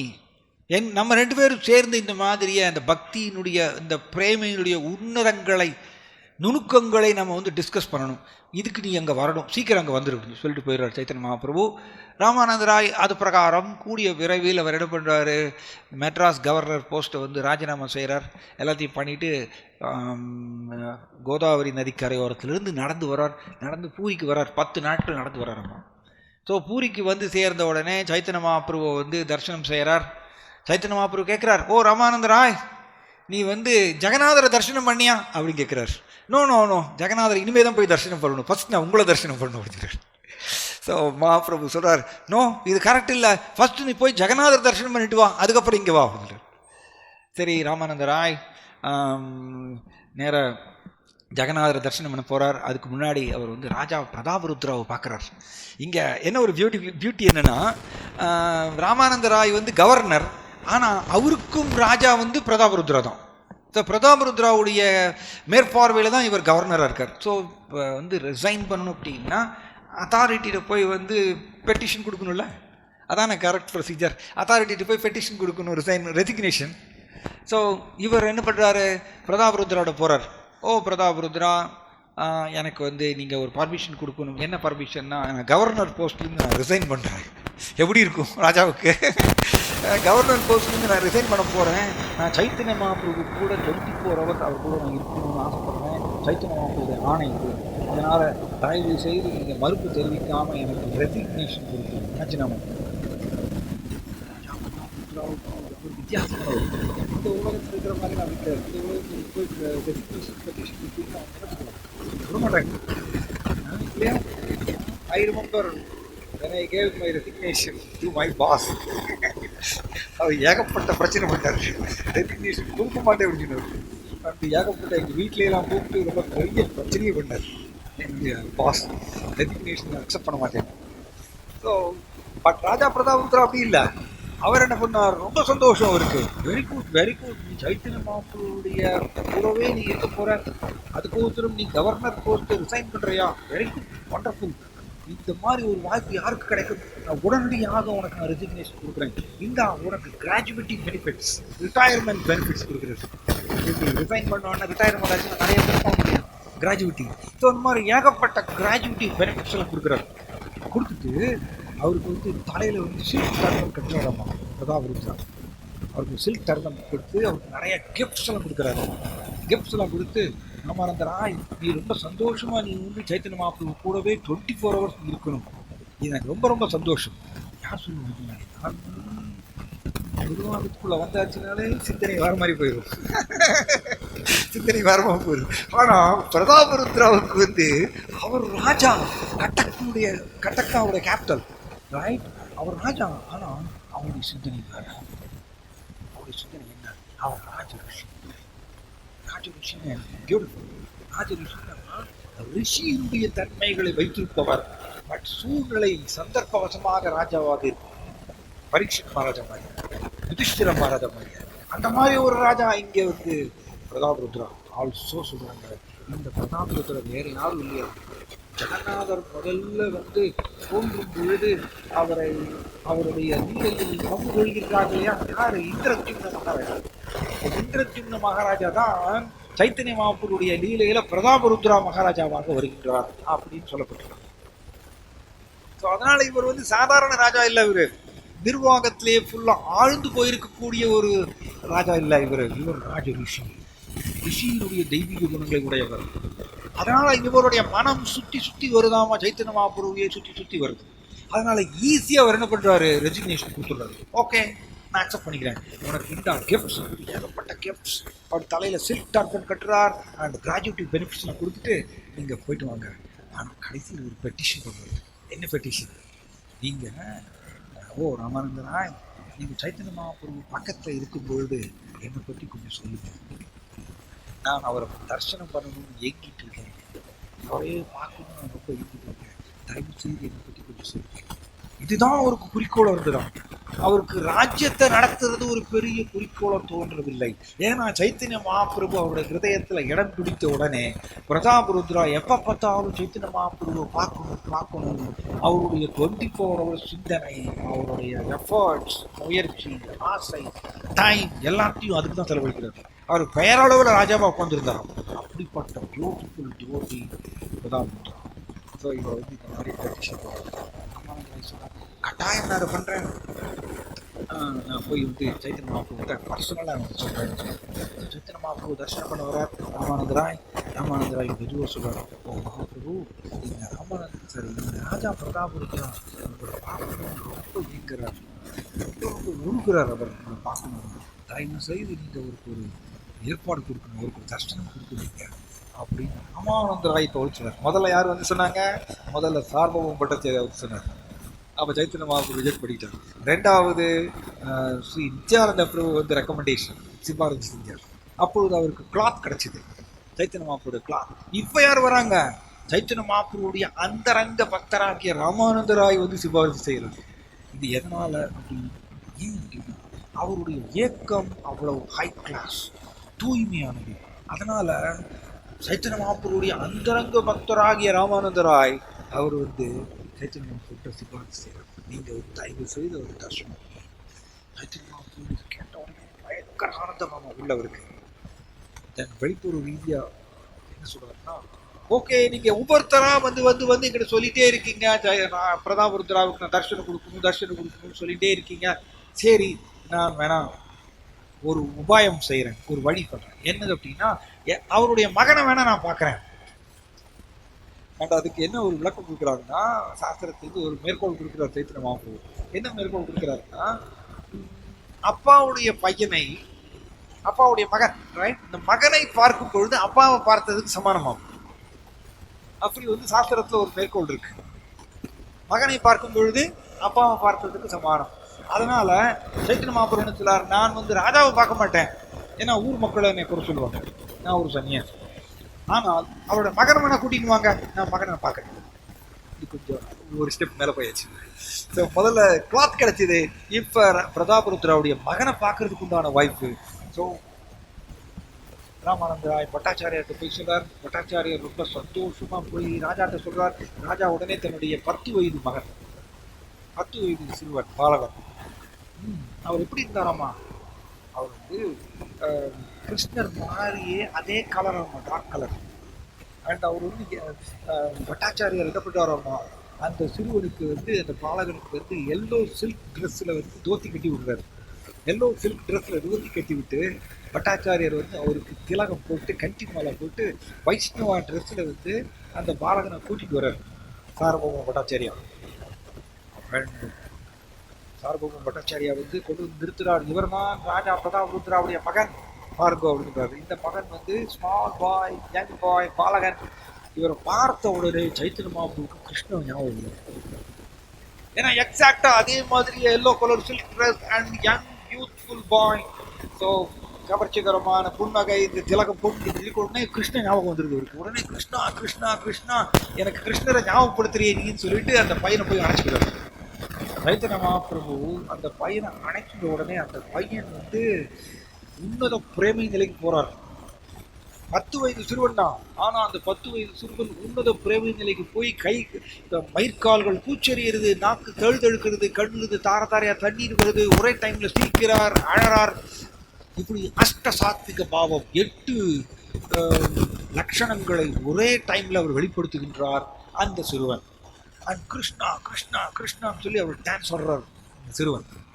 ஸோ சைத்தன்ய மகாபிரபு அவரை அமைதிப்படுத்திட்டு அவர் என்ன சொல்றாரு, இந்த சிறுவனை பார்த்துட்டு, என்னுடைய ஆணை இது, நீ டெய்லி இங்கே வரணும், டெய்லி இங்கே வரணும், நான் உன்னை பார்க்கணும், ஏன்னா உன்னை பார்க்கறதுனால எனக்கு கிருஷ்ணர் ஞாபகம் வருகின்றது அப்படின்னு ஆணை விட்டார். ஸோ இப்போ பட்டாச்சாரியார் என்ன பண்ணுறாரு, இந்த பாலகனை கூட்டிகிட்டு போகிறார். கூட்டிகிட்டு போய் பிரதாபருத்ராட்ட போய் கொண்டு போய் விடுறார். விட்டுட்டு, இன்னைக்கு உங்களோட பையன் என்ன பண்ணார் பாருங்க, இன்னைக்கு சைத்தன்ய மகாபிரபு உங்கள் பையனை அணைத்து கொண்டார். அவருடைய ஆணை என்ன அப்படின்னா, உங்களோட பையனை டெய்லி வந்து அவர் பார்க்கணும்னு சொல்கிறாரு. சொன்ன உடனே ராஜா பிரதாபருத்ராவுக்கு பயங்கர ஆனந்தம். தன்னுடைய பையனை அணைச்சிக்கிறார், தன்னுடைய மகனை அணைச்சிக்கிறார். தன்னுடைய மகனை அணைச்சிட்ட உடனே ஏற்கனவே சைத்தன்ய மகாபிரபு இந்த பாலகனை அணைச்சிட்டு இருக்கார் இல்லையா. ஸோ இந்த பாலகனுக்கு உன்னத பிரேமை ஆல்ரெடி கிடைச்சிருச்சு. இந்த பாலகனை வந்து பிரதாபருத்ரா அணைத்து கொண்டதுனால பிரதாபருத்ரா உன்னத நிலைக்கு போறாராம், உன்னத பிரேமி நிலைக்கு போறாராம். ஸோ இப்படி டெய்லி வந்து இந்த பாலகன் சைத்தன்ய மகாபிரபு வந்து தரிசனம் செய்ய வருவார். இப்படி இருக்கும்பொழுது ரத்த யாத்திரை வருது. ஸோ சுருக்கமாக நான் முடிச்சிடறேன். இது பெரிய லீலை, இது பிரம்மாண்டமான லீலை. டைமில் நம்ம சுருக்கமாக முடிச்சிடறேன். ஸோ ஜெகநாதருடைய ரத்த யாத்திரா, இந்த ரத்த யாத்திராவில் வந்து பட்டாச்சாரியர் சொல்றார், ஓ ராஜா இதுதான் சரியான நேரம். இந்த ஜெகநாதர் ரத்த யாத்திராவில் சைத்தன்ய மகாபிரபு ஜெகநாதருக்கு முன்னாடி டான்ஸ் ஆடுவார், உன்னத பிரேமை நிலையில் டான்ஸ் ஆடுவார். அப்பொழுது நீங்கள் அவரை போய் தரிசனம் செய்யலாம். நான் உங்களுக்கு உரிய நேரத்தில் நான் சொல்கிறேன். நீங்கள் இந்த ராஜா ட்ரெஸ்லாம் விட்டுட்டு நீங்கள் வந்து வைஷ்ணவ ட்ரெஸ் போட்டுடுவாங்க சார்பௌம பட்டாச்சாரியார். அதனால் நாம் ஜெகநாதரை தரிசனம் பண்ண வரும்பொழுது நம்ம வைஷ்ணவ ட்ரெஸ்ஸில் வரணும். ஏன்னா அப்படித்தானே ராஜா வர்றார். ராஜா பிரதாபருத்ரா சைத்தன்ய மகாபிரபுவுக்கு தரிசனம் பண்ண போகும்போது எப்படி போகிறார், வைஷ்ணவ ட்ரெஸ்ஸில் தான் போகிறார். ரைட். ஸோ இங்கே சொன்ன மாதிரி பட்டாச்சாரியர் சொன்ன மாதிரியே இவர் வந்து வைஷ்ணவ ட்ரெஸ்ஸில் போட்டுட்டு திலகம் போட்டுட்டு சதர் போட்டுட்டு ராஜா வந்து வந்துடுறாரு. அண்ட் ஜெகநாத் தேர் நடக்கிறதுக்கு முன்னாடி இவர் என்ன பண்ணுறாராமா, ராஜா பிரதாபருத்ரா அவர் வந்து ரோடை வந்து பெருக்கிறார். தங்க சீமாருனால ரோடை பெருக்கும் பொழுது சைத்தன்ய மகாபிரபு தூரத்துலேருந்து பார்க்குறார் ராஜா பிரதாபருத்ராவை. பிரதாபருத்ராவை பார்த்த உடனே இவர் ஜெகநாதருக்கு வந்து ரொம்ப மீனியல் சர்வீஸ், தமிழில் அப்படி சொல்லல, மீனியல் சர்வீஸ், ரொம்ப பணிவான சேவை, மிக பணிவான ஒரு சேவையை செய்கிறாரே இவர், பூரியினுடைய ராஜா. ஆனால் இவர் ஜெகநாதருக்கு மிக பணிவான சேவை, ரோடை வந்து க்ளீன் பண்ணுறாரு அப்படின்னு தூரத்தில் சைத்தன்ய மகாபிரபு பார்த்த உடனே பிரதாபருத்ரா மேலே அவருக்கு நல்ல ஒரு அபிப்பிராயம் வந்துடுதாம சைத்தன்ய மகாபிரபுடைய மனசில். ஸோ அப்போவே அவர் தீர்மானம் பண்ணிடுறார், ராஜா பிரதாபருத்ரா ஒரு அற்புதமான பக்தர் அப்படின்னு. தென் ஜெகநாதர் தேரில் வரார். அண்ட் தேரில் வரும்போது கிருஷ்ணதாஸ் கவிராஜ் கோஸ்வாமி எழுதுகிறார் சைத்தன்ய சரிதாமிர்தத்தில். எப்படின்னா, சங்கீர்த்தனம் செய்யக்கூடிய பக்தர்களை சைத்தன்ய மகாபிரபு 7 குரூப்பாக பிரிக்கிறார். 7 குரூப், ஒவ்வொரு குரூப்லேயும் 2 மிருதங்க பிளேயர்ஸ். எத்தனை மிருதங்க பிளேயர்? ஒவ்வொரு குரூப்ல 2 மிருதங்க பிளேயர்ஸ். அப்போ 7 குரூப்ல வந்து மொத்தம் அப்போ 14 மிருதங்க பிளேயர்ஸ் ஆகும். அப்புறம் ஒவ்வொரு குரூப்புக்கும் ஒரு லீடு சிங்கர், முன்னாடி நின்று பாடக்கூடியவர். ஒவ்வொரு குரூப்புக்கும் வந்து ஒரு சீஃப் டான்சர், அது பிரதானமாக நடனம் ஆடக்கூடிய ஒரு பக்தர். வக்ரேஸ்வர பண்டிட் ஒரு குரூப்ல இருந்தார். ஒரு குரூப்ல ஹரிதாஸ் தாக்கூர் டான்ஸ் ஆடுறதுக்கு சீஃப் டான்ஸரா இருந்தார். ஒரு குரூப்ல முகுந்த தத்தா வந்து லீடு சிங்கரா இருந்தார். இப்படி ஒரு குரூப்ல நித்யானந்த பிரபு சீஃப் டான்ஸரா இருந்தார். இப்படி 7 குரூப்பை வந்து இப்படி ஆர்கனைஸ் பண்றார் சைத்தன்ய மகாபிரபு. அண்ட் சைத்தன்ய மகாபிரபு என்ன பண்ணுவாராம்மா, ஒரே டைம்ல 7 குரூப்லயுமே டான்ஸ் ஆடுவாராம். அதுல எப்படின்னா 4 குரூப் சைத்தன்ய ஜெகநாதருடைய முன்னாடி வந்து கீர்த்தனம் செய்வாங்க, 3 குரூப் ஜெகநாதருக்கு பின்னாடி நின்று கீர்த்தனம் செய்வாங்க. இதெல்லாம் நம்ம தெரிஞ்சுக்கணும். கீர்த்தன் டிவோட்டீஸ் எல்லாம் தெரிஞ்சுக்கணும் எப்படி அவங்க ஆர்கனைஸ் பண்ணி பக்காவாக பண்ணாங்க. சிம்பிளி ஜெகநாதருடைய ஆனந்தத்துக்கோசரம், வெரி இம்பார்ட்டன்ட். கீர்த்தன் வந்து நம்ம எப்படி இருக்கணும், ஜெகநாதருடைய ஆனந்தத்துக்கோசரம். ஸோ இப்படி ஆர்கனைஸ் பண்ணுறாரு அவர் 7 குரூப்பா. அண்ட் சைத்தன்ய மகாபிரபு ஒவ்வொரு குரூப்லையும் டான்ஸ் ஆடுறாரு ஒரே டைம்ல. ஒவ்வொரு குரூப் பக்தர்களும் என்ன நினைக்கிறாங்களாமா, சைத்தன்ய மகாபிரபு இப்போ என் கூட மட்டும்தான் டான்ஸ் ஆடுறாருன்னு நினைச்சாங்களாம். ஆனால் சைத்தன்ய மகாபிரபு ஒரே டைம்ல 7 குரூப்ல டான்ஸ் ஆடுறாரு. அண்ட் இதை வந்து எல்லாராலையும் பார்க்க முடியாதான். 7 குரூப்ல சைத்தன்ய மகாபிரபு தன்னுடைய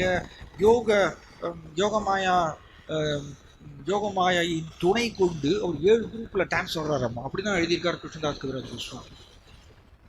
அதை வந்து எல்லாரும் பார்க்க முடியாதாமா. ஆனா ராஜா பிரதாபருத்ரா பார்க்குறாரு. தூரத்திலிருந்து பார்த்து அப்படியே பிரமித்து போறாராமா. சைத்தன்ய மகாபிரபுடைய நடனம் எப்படின்னா, அவர் நடராஜ்னு அவருக்கு பேர். நடராஜுங்கிறது வந்து சிவபெருமானுக்கு சொல்லிட்டு இருக்காங்க தமிழ்நாட்டில். ஆக்சுவலி நடராஜ் அப்படிங்கிறது சைத்தன்ய மகாபிரபுக்கு தான் பெயர். அப்படி தான் பக்தி தாக்கம் பாடுறாரு. நடராஜ், நடன டான்ஸ்ல வந்து king Sri Chaitanya Mahaprabhu. And this Radhanath சுவாமிராஜ் ரொம்ப அருமையாக சொல்றாரு, சைத்தன்ய மகாபிரபு டான்ஸ் ஆடியே உலகத்துக்கு பிரேமியை விநியோகம் செஞ்சார். இது நம்மளுக்கு புரியாது. எப்படி டான்ஸ் ஆடி கிருஷ்ண பிரேமியை விநியோகம் பண்ணார் நம்மளுக்கு புரியாது. ஏன்னா நம்ம ஜடக்க நோட்டத்தில் உட்காந்துருக்கோம். ஸோ சைத்தன்ய மகாபிரபுடைய இந்த அற்புதமான டான்ஸ் வந்து சம்டைம்ஸ் ஜெகநாதர் பார்த்து அப்படியே பிரமித்து நிற்பார்.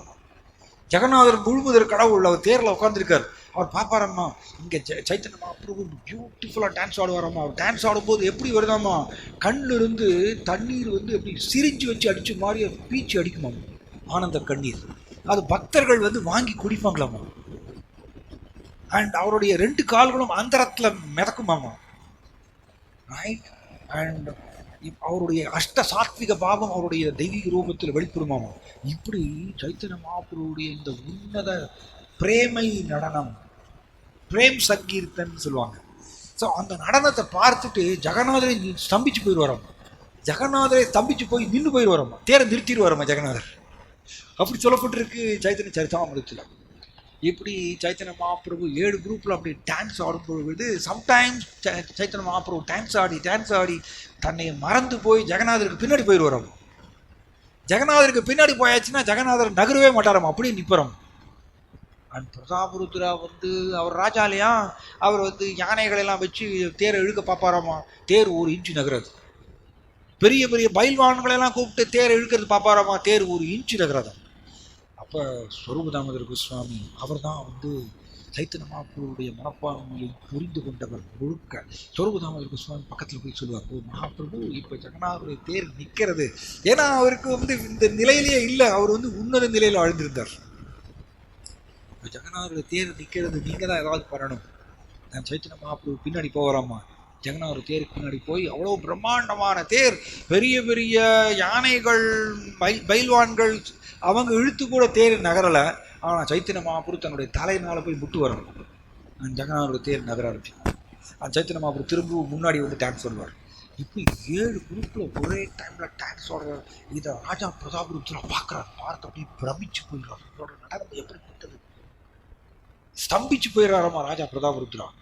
சார்வபௌம பட்டாச்சாரியாவும் காசீஸ்வர மிஸ்ராவும் 2 பேரும் பேசிக்கிறாங்க. காசீஸ்வர பண்டிட் 2 பேரும் பேசிக்கிறாங்க. எப்படி சைத்தன்ய மகாபிரபு ஒரே டைம்ல 7 குரூப்ல டான்ஸ் ஆடுறது, இது வந்து யோகமாயா சக்தியின் துணை கொண்டு அவர் டான்ஸ் ஆடுறார். இதை எப்படி ஒரு எல்லாராலையும் பார்க்க முடியாது. எப்படி ராஜா பிரதாபருத்ரா இதை பார்த்து ஒரு தரிசனம் பண்றார். இது ஆச்சரியமா இருக்கின்றது அப்படின்னு பட்டாச்சாரியாவும் காசீஸ்வர பண்டிட்டும் பேசிக்கிறாங்க. அப்போ ஸ்வரூப தாமோதர கோஸ்வாமி சொல்றாரு, இல்லை இல்லை, ஆல்ரெடி ராஜா பிரதாபருத்ரா சைத்தன்ய மகாபிரபுடைய கருணையை பெற்று விட்டார். எப்பொழுது அவர் ரோடை வந்து கிளீன் பண்ணும் பொழுது சைத்தன்ய மகாபிரபு அப்போவே தன்னுடைய நல்ல அபிப்பிராயம் அவர் மேலே வச்சுட்டாரு. ஸோ சைத்தன்ய மகாபிரபுடைய கருணையை பெற்றதுனால தான் அவரால் இப்போ இந்த அற்புதத்தை பார்க்க முடிந்தது. ஸோ இந்த ராஜா பிரதாபருத்ரா சைத்தன்ய மகாபிரபு டான்ஸ் ஆடும் பொழுது 3 சர்க்கிள் இருந்தது. சம்டைம்ஸ் நம்ம கோயம்புத்தூரில் ரத யாத்திராவில் முன்னாடி ரொம்ப வருஷத்துக்கு முன்னாடிலாம் குரு மகாராஜ் வந்து கீர்த்தனம் செய்வார், டான்ஸ் ஆடுவார். அப்படி அவர் குரு மகாராஜ் வந்து கீர்த்தனம் செய்யும் பொழுது சர்க்கிள்ஸ் ஃபார்ம் பண்ணிடுவோம் பக்தர்கள். Inner circle, first circle, second circle அப்படின்னு சொல்லிட்டு ஃபார்ம் பண்ணிப்போம். ஏன்னா அவருக்கு பாதுகாப்பு கொடுக்குறது. அந்த மாதிரி சைத்தன்ய மகாபிரபு இந்த உன்னத சங்கீர்த்தனம் செய்யும் பொழுது ஃபர்ஸ்ட் சர்க்கிள் யாருன்னா நித்யானந்த பிரபு. நித்யானந்த பிரபு அப்படியே சர்க்கிள் மாதிரி ஃபார்ம் பண்ணிப்பாராம் அவர் மட்டும். ஏன்னா அவர் பகவான் பலராம். ஸோ யாரும் பக்கத்தில் வரவிடாமல் ஃபர்ஸ்ட் சர்க்கிள் அவர். 2வது சர்க்கிளில் வந்து காசீஸ்வர பண்டிட் தென் கோவிந்தா, இவங்க 2 பேரும் 2வது சர்க்கிளில் வந்து அப்படி கவர் பண்ணிப்பாங்களாம். சைத்தன்ய மகாபிரபு பக்கத்தில் யாரும் போகக்கூடாதுன்னு சொல்லிட்டு. ஏன்னா காசீஸ்வர பண்டிட் சைத்தன்ய மகாபிரபுடைய அவர் அந்தரங்க சேவகன்ல அவரும் இருக்கார், கோவிந்தா ஆல்சோ, 2 பேருமே. ஸோ இவங்க 2வது சர்க்கிளில் இருக்காங்க. அடுத்து ஸோ 3வது சர்க்கிள் வந்து பிரதாபருத்ரா தன்னுடைய சர்வன்ஸோட 3வது சர்க்கிளில் இருக்கார். அப்போ சைத்தன்ய மகாபிரபு டான்ஸை பக்கத்தில் நின்று பார்க்குறாரு. தென் அதில் ஒரு அற்புதமான ஒரு விஷயம் என்ன அப்படின்னா, ஹரிச்சந்தனான்னு சொல்லிட்டு ராஜா பிரதாபருத்ராவுடைய ஒரு ஆஃபீஸர், அவர் ராஜா கூட இருக்கார். அண்ட் ராஜாவுக்கு முன்னாடி ஸ்ரீவாஸ் தாக்கூர் வந்து பிரமித்து நின்று பார்த்துட்டு இருக்காராம சைத்தன்ய மகாபிரபுடைய டான்ஸை. ஸோ ஹரிச்சந்திரா என்ன பண்ணுறாரு, ராஜா பார்க்கணும், ஏன்னா அவர் வந்து ராஜாவில் அவர் தரிசனம் பண்ணணும் சைத்தன்ய மகாபிரபுடைய டான்ஸை. ஸ்ரீவாஸ் தாக்கூரை தோளில் தொட்டு கொஞ்சம் தள்ளி நில்லுங்க. ஸ்ரீவாஸ் தாக்கூரும் உன்னத ஆனந்தத்தில் இருக்கார். சைத்தன்ய மகாபிரபுடைய அந்த உன்னத பிரேமை நடனத்தை ரசித்து ஸ்ரீவாஸ் தாக்கூர் இருக்கார். அந்த ஹரிச்சந்திரா என்ன பண்ணுறாரு, ராஜா பார்க்கணும், இவர் வந்து முன்னாடி நந்தி மாதிரி நின்று மறைச்சிட்டு இருக்காரு. ஸோ இவர்கிட்ட தோளில் தொட்டு கொஞ்சம் தள்ளி நில்லுங்க. ஸ்ரீவாஸ் தாக்கூர் யாரடா இது என்னை வந்து இப்படி டிஸ்டர்ப் பண்ணுறாங்க பார்க்குறாரு. 3ஆம் தடவை வந்து தொட்டு கொஞ்சம் தள்ளி நிற்க எடுத்துறாரு. இவர் ஸ்ரீவாஸ் தாக்கூர் என்ன பண்ணார், திரும்பி ஓங்கி ஒரு அறையிறார். ஹரிச்சந்திரனாவுடைய கன்னத்தில் ஓங்கி ஒரு அரைஞ்சிடார். ஹரிச்சந்திரனாவுக்கு பயங்கர கோவம் வருது, என்னை அடிச்சிட்டார் அப்படின்னு. தன் ராஜா பிரதாபருத்ரா என்ன பண்ணுறாரு, ஹரிச்சந்திரனோட கையை இறுக்கி பிடிச்சிட்டு, ஓ ஹரிச்சந்திரனா, நீ ரொம்ப ரொம்ப அதிர்ஷ்டசாலி, உனக்கு ஸ்ரீவாஸ் தாக்கூருடைய கைனால் தொட்டு உனக்கு அறை விழுந்திருக்கே, நீ எவ்வளோ பாக்கியசாலி, எனக்கு இன்னும் கிடைக்கலையே அது, அதனால் நீ அமைதியாக சமாதானப்படுத்துகிறார். இந்த மாதிரி நிறைய விஷயங்கள் நடக்கிறது ரத யாத்திராவில். கடைசியில் சைத்தன்ய மகாபிரபு இங்கே ஜெகநாத் வல்லபா கார்டன் வருது. ஜெகநாத் வல்லபா கார்டன்னா வல்லபான பிரியமான, ஜெகநாதருக்கு பிரியமான ஒரு கார்டன். இப்பொழுது பார்த்தீங்கன்னா துரதிர்ஷ்டம் வந்து ஜெகநாத் வல்லபா கார்டன் வந்து பஸ் ஸ்டாண்டை மாதிரி போயிடுச்சு. பஸ் ஸ்டாண்டை மாதிரி போயிட்டு ஃபுல்லாக பஸ் வந்து நிறுத்துறாங்க. ஜெகநாத் வல்லபா கார்டன் அங்கே கார்டனில் எதுவும் இல்லை, பஸ் தான் இருக்குது ஃபுல்லாக. ஸோ அந்த காலத்தில் 500 வருஷங்களுக்கு முன்னாடி ஜெகநாதருக்கு பிரியமான கார்டன் ஜெகநாத வல்லபா கார்டன். அங்கே வந்து ஜெகநாதர் நிற்பார். அண்ட் சைத்தன்ய மகாபிரபு அவங்க வந்து அப்போ ரெஸ்ட் எடுப்பார். அங்கே இருக்கக்கூடிய புல் வெளியில் அப்படி சைத்தன்ய மகாபிரபு அங்கே ஆஸ்வாதப்படுத்திக்கிறார். ரெஸ்ட் எடுக்கும்பொழுது பட்டாச்சாரியார் என்ன பண்ணுறாரு, ஓ ராஜா பிரதாபருத்ரா, இதுதான் சரியான தருணம், நீ அவருக்கு முன்னாடி போ, நீ கோபிகா கீதத்தை பாடு, அவருடைய பாதங்களை நீ வந்து மசாஜ் பண்ணு அப்படின்னு சொல்லுவார். ராஜா பிரதாபருத்ரா எப்படி போகிறாராம்மா, வெரி இம்பார்ட்டன்ட், அதை கவனிக்க வேண்டியது. அவர் டபார்னு உள்ளே போகலையாம்மா. அந்த ஜெகநாத் வல்லபா கார்டனுக்குள்ளே போகிறதுக்கு முன்னாடி ராஜா பிரதாபருத்ரா பிரார்த்தனை பண்ணுறாராம்மா. யார்கிட்ட பிரார்த்தனை பண்ணுறாரு, ஸ்வரூப தாமோதர கோஸ்வாமியை மனசில் பிரார்த்தனை பண்ணிக்கிறாராம்மா, ஸ்ரீல ரூப கோஸ்வாமிகிட்ட பிரார்த்தனை பண்ணிக்கிறார், கோவிந்தாட்ட, காசீஸ்வர பண்டிட், தென் ராமானந்த ராய், சார்வபௌம பட்டாச்சாரியா, இந்த மாதிரி அந்தரங்க பக்தர்கள்ட்ட எல்லார்ட்டையுமே பிரார்த்தனை பண்ணிட்டு, இப்பொழுது சைத்தன்ய மகாபிரபுவுக்கு நான் நேரடி சேவை செய்ய போகின்றேன், உங்களுடைய அனுமதி எனக்கு வேண்டும்னு பணிவோடு பிரார்த்தனை செய்து வைஷ்ணவா ட்ரெஸ்ஸில் உள்ள நுழையிறார். சைத்தன்ய மகாபிரபு உன்னத நிலையில் இருக்கார், அவருக்கு என்னன்னு தெரியல, யார் இருக்காங்கன்னு தெரியல. இவர் போய் சைத்தன்ய மகாபிரபுடைய தாமரை பாதங்களை மசாஜ் பண்ணி கோபிகா கீதத்தை பாடுறார். அருமையாக பாடுறார் கோபிகா கீதத்தை. கோபிகா கீதத்தை பாடினவுடனே சைத்தன்ய மகாபிரபுவுக்கு கண்ணிருந்து தாரசாரியாக தண்ணீர் வருதாமா. எனக்கு வந்து கிருஷ்ணரை நீ ஞாபகப்படுத்தியிருக்கையே, நீ யாருன்னு எனக்கு தெரியல. அவருக்கு தெரியல ஆக்சுவலி.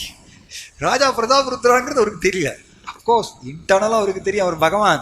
பட் வெளிப்புற ரீதியாக அவர் இந்த மாதிரி ஒரு லீலை செய்கிறார். நீ யாருன்னு எனக்கு தெரியல, ஆனால் யாராக இருந்தாலும் பரவாயில்ல, நீ எனக்கு கிருஷ்ணரை ஞாபகப்படுத்துகின்றாய் அப்படின்னு சொல்லி அவரை போய் அணைச்சிக்கிறார். ஃபர்ஸ்ட் டைம் ராஜா பிரதாபருத்ராவை ஆலிங்கனம் செய்கிறார். அண்ட் ராஜா பிரதாபருத்ரா உன்னத பிரேமை நிலைக்கு போகிறார், உலகாங்கிற நிலைக்கு போகிறார். சைத்தன்ய மகாபிரபு டச் பண்ண உடனே இவ்வாறாக ராஜா பிரதாபருத்ரா சிம்பிளி தன்னுடைய ஏக்கத்தை மெயின்டைன் பண்ணியே அவர் வந்து அந்த ஏக்கத்தினுடைய உச்சகட்ட நிலைக்கு போகும்பொழுது சைத்தன்ய மகாபிரபுடைய பர்சனல் தர்ஷனம், ஆலிங்கனம் அவருக்கு கிடைக்கின்றது. ஸோ இது வெரி இம்பார்ட்டன்ட். நம்ம எல்லாருமே பக்தியை ப்ராக்டிஸ் பண்ணுறோம், இந்த ஏக்கத்தை மெயின்டைன் பண்ணணும்.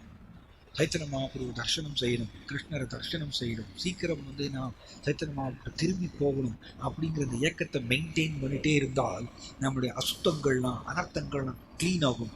அண்ட் சீக்கிரமாகவே நாம் ஸ்ரீ சைத்தன்ய மகாபிரபுட்ட சேர்ந்து அடையலாம் அவருடைய பாதங்களை. ஸோ இது ஒரு பெரிய லீலை. ஸோ நம்ம இங்கே முடிச்சுக்கிறேன்.